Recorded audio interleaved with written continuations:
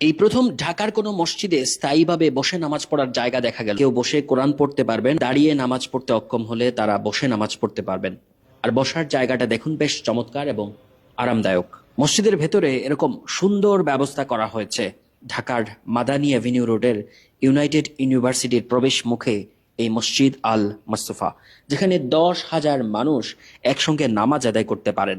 রয়েছে মহিলাদের নামাজের আলাদা ব্যবস্থা।